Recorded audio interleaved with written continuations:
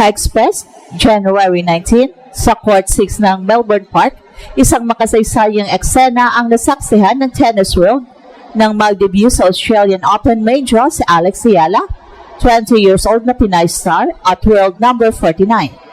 Sa kanyang unang laban sa isang Grand Slam main draw, hinarap niya si Alicia Parks ng USA, world number 100, sa isang 3-set match na puno ng momentum swings at emosyon. Nagtapos ang laban sa panalo ni Parks 0-6, 6-3, 6-2 sa loob ng 1 oras at 56 minutes. Pero ang performance ni Alex ay nag-iwan ng malalim na impresyon hindi lang sa mga Pinoy fans kundi sa buong tennis community. Agad na ginulat ni Alex ang Melbourne crowd sa unang set. Mula sa opening games, malinaw ang kanyang game plan, agresibong returns, malinis na footwork at kontroladong baseline rallies. Halos wala siyang binigay na pagkakataon kay Parks na makahanap ng ritmo. Sa loob lamang ng unang set, tuluyang na-dominate ni Alex ang laro.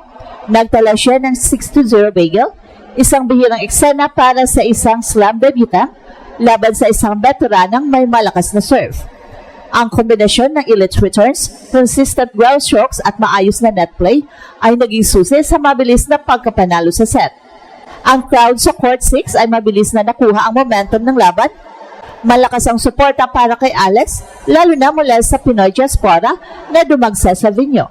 Bandera ng Pilipinas ang makikitang iwi na wagayway sa stands at bawat puntos ni Alex ay sinabayan ng malakas na sigawan. Para sa maraming manonood, ang unang set ay nagsilbing pahayag na handa na si Alex sa antas ng Grand Slam tennis. May mga neutral observers na agad nagsabing isa ito sa pinaka-impressive opening sets sa isang debutante ng torneo ngayong taon. Gayunpaman, hindi doon nagtapos ang kwento. Sa ikalawang set, nag-adjust si Alicia Parks. Matapos ang mabigat na unang set, unti-unti niyang binago ang taktika, mas agresibo sa serve, mas maaga sa forehand at mas handang tapusin ang puntos. Nagsimulang pumasok ang kanyang malakas na serves na dati ay na-neutralize ng returns ni Alex. Sa kabila ng dikit na mga palitan, si Parks ang unang nakakuha ng break at iyon ang naging turning point sa set. Nagtapos ang ikalawang set sa score na 6-3, pabor kay Parks.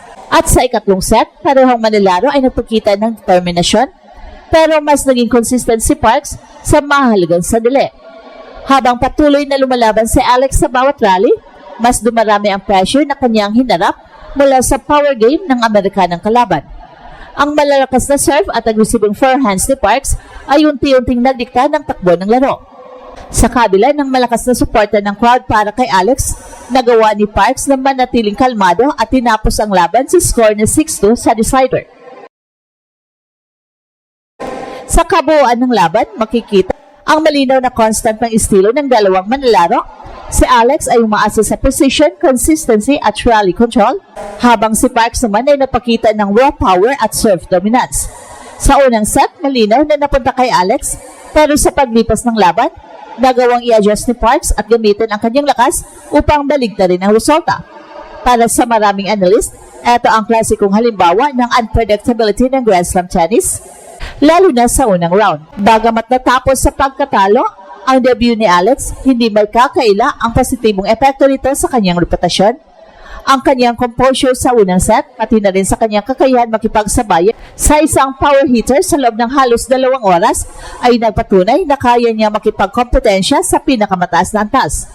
Maraming neutral fans at tennis experts ang napahayag ng paghanga sa kanyang poise, shot selection at mental toughness, lalo na bilang isang first-time slam main draw participant. Malaki rin ang naging papel ng crowd sa kabuuang atmosphere ng laban. Ang Court 6 ay halos naging parang home court para kay Alex, dala ng solidong suporta ng Pinoy community sa Australia. Ang bawat punto ay sinalubong ng hiyawan at kahit sa mga sandaling nahihirapan si Alex, patuloy ang sigaw ng suporta mula sa stands. Ayon sa ilang observers, bihira para sa isang non-seeded debutant na makatanggap ng ganong klaseng crowd backing sa isang slam. Sa global scale, ang laban ay agad na naging paksa ng diskusyon sa tennis circles. Dalawang batang manlalaro, parehong nasa early stages pa ng kanilang careers, ang naghatid ng isang match na puno ng drama at kalidad. Para sa marami, ito ay patunay ng lalim ng next generation sa women's tennis.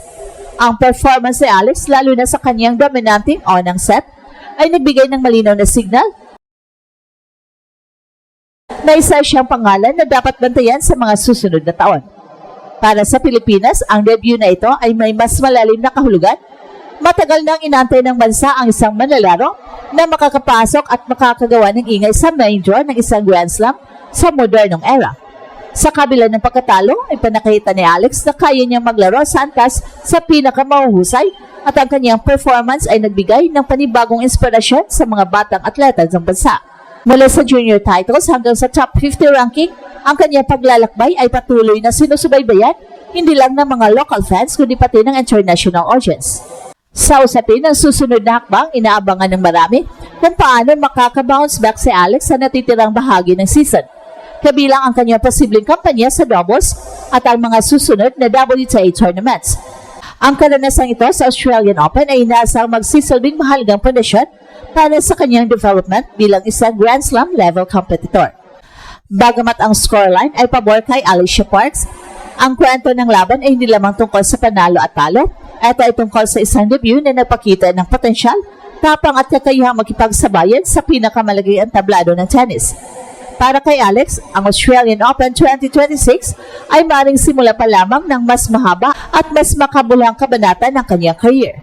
Well, sa kabuuan, kahit nauwi sa 3-set loss ang laban, malinaw na malaki ang iniwang marka ni Alex sa Australian Open 2026. Ang kanyang debutanting first set bagel laban kay Alicia Parks ay hindi aksidente, kundi ebidensya ng kanyang kahandaan na makipagsabayan sa pinakamataas na antas ng women's tennis. Bilang isang slam debutant, ipinakita ni Alex ang composure, shot discipline at mental toughness na bihirang makita sa unang salang pa lamang sa main draw. Mahalagang tandaan na ang Grand Slam tennis ay hindi lamang sinusukat sa panalo at talo, kundi sa kakayahang mag-adjust, makipaglaban sa pressure, at matuto mula sa mahalagang laban. Sa aspeto na ito, panalo si Alex, naranasan niya ang parehong extreme highs at lows sa loob ng halos 2 oras, isang karanasang critical para sa kanyang patuloy na pag-unlad bilang isang top-level competitor. Ang kanyang performance ay malinaw na indikasyon na hindi siya naligaw sa entablado, sa halip handa siyang maging bahagi nito. Para sa tennis community, ang laban ay nagbigay ng malinaw na mensahe. Ang next generation ay narito na at kabilang si Alex sa mga pangalan na dapat bantayan. Para naman sa Pilipinas, ang kanyang debut ay nagsilbing simbolo ng pag-asa, patunay na kayang makapasok ng isang Pinay sa main draw ng Grand Slam at magpakita ng world-class tennis. Ang malakas na suporta ng diaspora sa Melbourne ay sumasalamin sa kolektibong paniniwala sa kanyang kakayahan. At ito ang Express Info kung saan bawat kwento ginulat ang mundo. Don't forget to like and subscribe.